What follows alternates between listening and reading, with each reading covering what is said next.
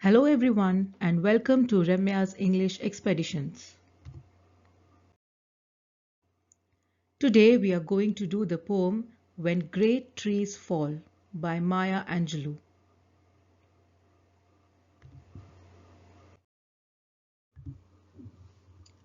Maya Angelou was born on 4th April 1928 in Missouri. Her real name was Margaret Annie Johnson. Her elder brother nicknamed her Maya. When Maya was 3 and her brother 4, their parents' marriage ended. They lived with their paternal grandmother. When Maya was 7, both the siblings were sent to their mother. When she was 8, she was sexually abused and raped by her mother's boyfriend. She told her brother and he told the rest of the family. This man was found guilty but jailed only for 1 day.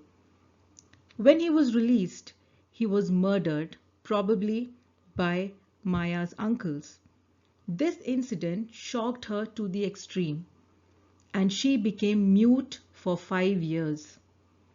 She thought that her voice killed that man. It was at this time that she developed an interest in literature and books. She started observing things keenly around her. With the constant help and encouragement of her teacher, Mrs. Bertha Flowers, she started speaking again. Being an African American, she had to face a lot of problems in her life. She went on to become a renowned African American activist and poet. On May 28, 2014, at the age of 86, she died.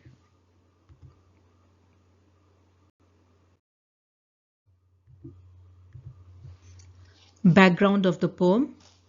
Maya Angelou wrote When Great Trees Fall after the death of her beloved friend and activist James Baldwin. The poem was read at Baldwin's funeral, where Angelou has compared the deaths of great people to great trees falling in a forest.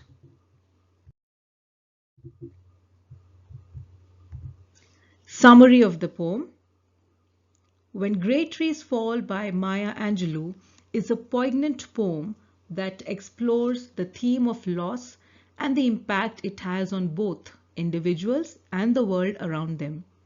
The poem uses the extended metaphor of great trees falling in a forest to describe the profound effect of losing a significant person.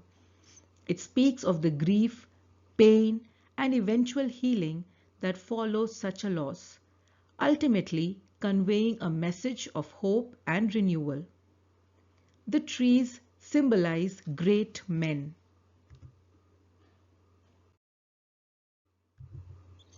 Let's read the poem now. When great trees fall, rocks on distant hills shudder, lions hunker down in tall grasses, and even elephants lumber after safety. When great trees fall in forests, small things recoil into silence, their senses eroded beyond fear. When great souls die, the air around us becomes light, rare, sterile. We breathe briefly. Our eyes briefly see with a hurtful clarity. Our memory suddenly sharpened, examines, gnaws on kind words unsaid. Promised walks never taken. Great souls die and our reality, bound to them, takes leave of us. Our souls, dependent upon their nurture, now shrink, wizened. Our minds, formed and informed by their radiance, fall away. We are not so much maddened as reduced to the unutterable ignorance of dark, cold caves. And when great souls die, after a period, peace blooms, slowly and always irregularly. Spaces fill with a kind of soothing electric vibration. Our senses, restored, never to be the same, whisper to us, they existed. they existed. We can be and be better, for they existed.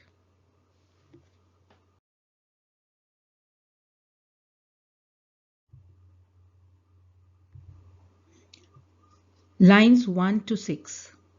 When great trees fall, rocks on distant hills shudder, lions hunker down in tall grasses, and even elephants lumber after safety. Now, when the giant trees come crashing down, the impact is felt far and wide. The rocks on distant hills feel the vibrations and shudder. Shudder means tremble, suggesting that the landscape itself trembles with fear. Similarly, lions hunker down. They hide behind tall grasses. And elephants trudge off in search of safety as the shivering indicates the approach of a dangerous calamity. Now, if you note all these three things mentioned here, rocks, lions, and elephants are linked with steadfastness and strength. Large rocks are heavy and immobile, lions are fearsome predators, the kings of the jungle, and elephants are enormous, slow-moving creatures. Yet all these figures react to the falling tree with fear.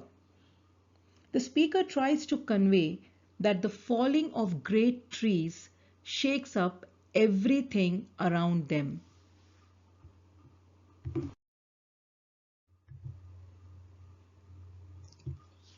In the previous lines, the focus was on the landscape and large animals seeming to tremble in fear when great trees fall. Here the focus shifts to smaller creatures. They are described as shocked and sad. Their senses stop working or slow down for a while. They become silent and still in fear due to the sudden loss or falling of a great tree.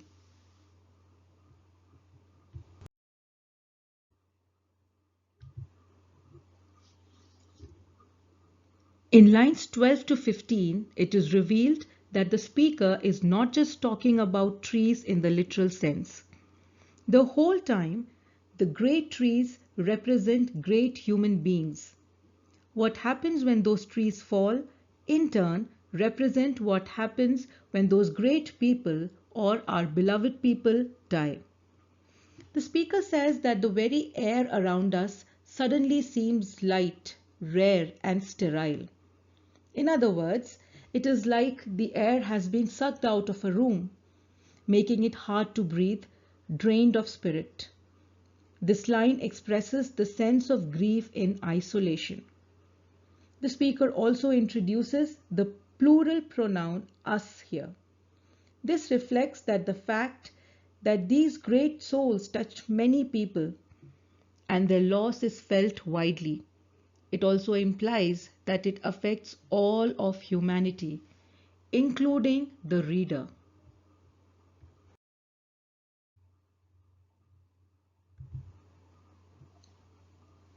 In lines 16 to 18, the speaker reveals that because the air seems light, rare, and sterile after an extraordinary person or a beloved dies, the bereaved breathe only briefly.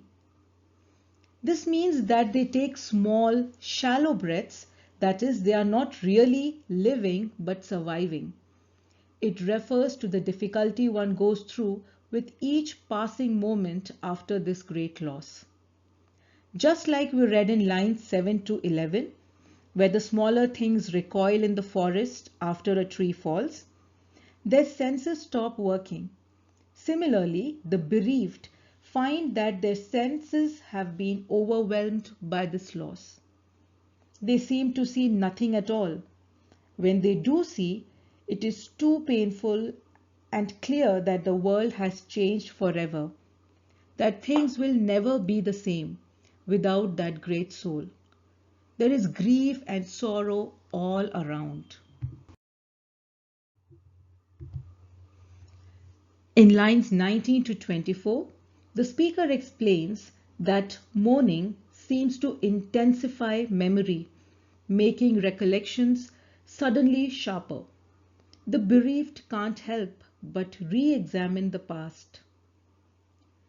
Gnaws on here means persistent distress or anxiety, something that continues to remind us painfully. The memory of the bereaved gnaws on or distresses on the missed opportunities. They are unable to stop thinking about all the things they should have said and all the time they should have spent with that great person. The kind words never uttered or the walks never taken together.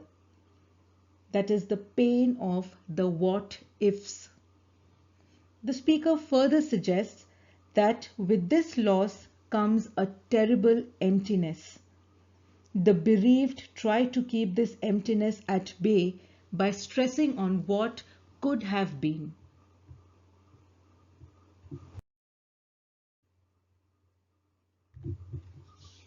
Lines 25 to 34. If you notice, the speaker has excluded the word when here, unlike every other stanza till now. By doing so, the poet has added a sense of firmness and inevitability to the phrase. The loss of these souls alters reality, and that's because the reality was bound to these souls. In other words, the world was tied up with such souls' very existence. In the absence of these people, the world becomes unrecognizable, turned upside down. The part of our life that was attached to them also ends. The speaker also says that the souls of the living were dependent upon their nurture, that is, the great soul's nurture, like great trees in the forest that provide shelter and sustenance for many creatures. Great people support and nourish those around them. When these people leave the world, those left behind are robbed of this nourishment. Their own souls are suddenly starving.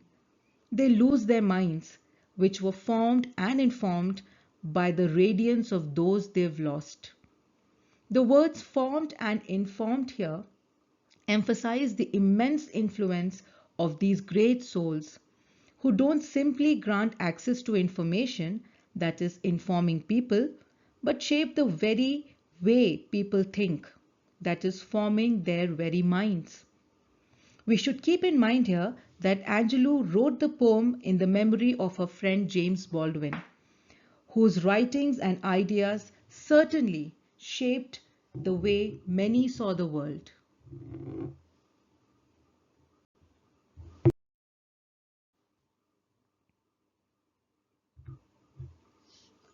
In lines 35 to 38, the speaker says that after a great person's death, the bereaved are not so much maddened or angry as they are reduced to the unutterable ignorance of dark, cold caves. That is, it feels as though the world itself has been thrust back into the Stone Age, to a time when people lived in dark, cold caves. The world no longer seems bright, warm, and filled with potential. The image of these dark, cold caves also emphasizes the loneliness and incomprehension that accompany such a loss. This goes beyond the personal loss or grief. People must reckon with how the culture will change in the person's absence. Lines 39 to 44. The use of and conveys that the speaker is wrapping things up.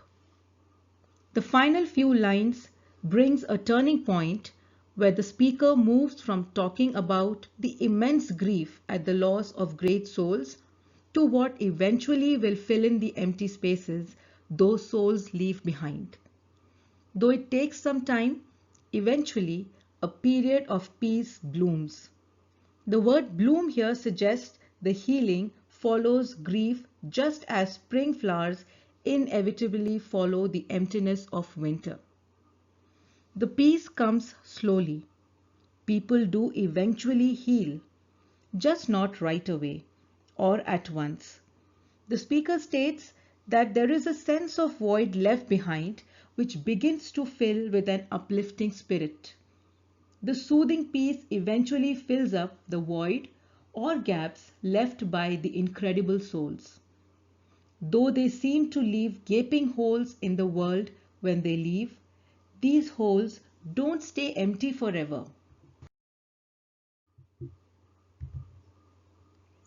Lines 45 to 49.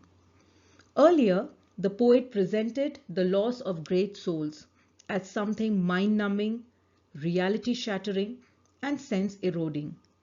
Such shock and despair don't last forever. Eventually, our senses are imagined to be restored. People are able to think, feel, and perceive the world again. But this perception will never be the same as it was earlier. People's senses, no longer numbed to the point of silence and ignorance by their loss, whispers to them, reminding that those great souls who died existed. While they are gone now, nothing can change the fact that those souls once were here and that they inspired those who knew them. The poet says that the living can continue to be and be better. The simple repetition of they existed powerfully overcomes the finality of loss, asserting the enduring evidence of their life. Their existence reminds us to live fuller with purpose and meaning, better for having known them.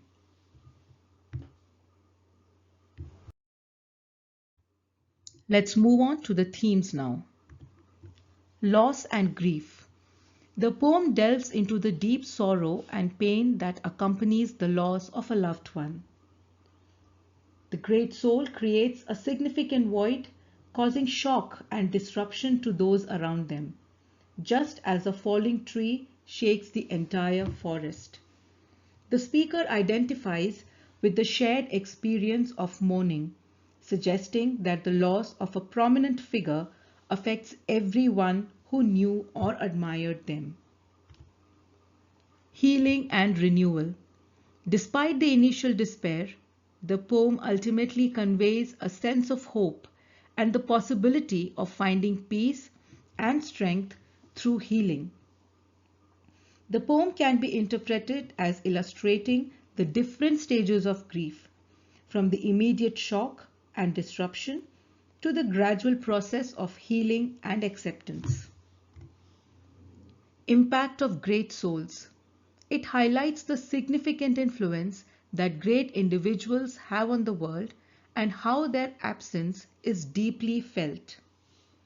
While the poem acknowledges the initial pain of loss, it also highlights the enduring legacy of the departed individual, offering comfort in remembering their positive contributions. Appreciation. Metaphor and imagery. Angelou uses metaphors and vivid imagery comparing great souls to majestic trees. The imagery of rocks shuddering and animals seeking safety evokes a powerful emotional response, highlighting the profound impact of loss. Structure and form. The poem's free verse and lack of a specific rhyme scheme mirror the unpredictable nature of grief and healing. The fragmented form adds to the poem's raw and authentic feel, making it more relatable and impactful. Language and tone. Angelou's simple yet evocative language helps readers grasp the depth of emotions. The gentle and reflective tone provides solace, guiding readers through the stages of grief and healing.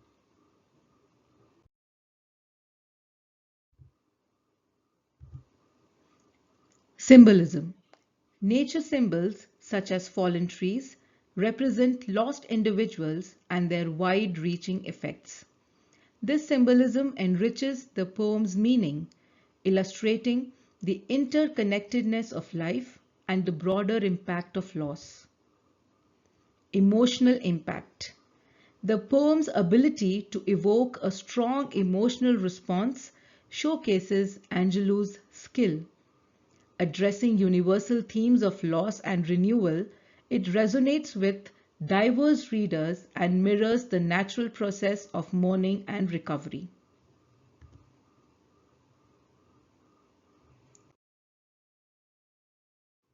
Thanks for watching. If you enjoyed the video, please give it a thumbs up. Share it with your family and friends. And don't forget to subscribe the channel for more amazing content. Also, make sure to follow me on Instagram. Stay tuned for more.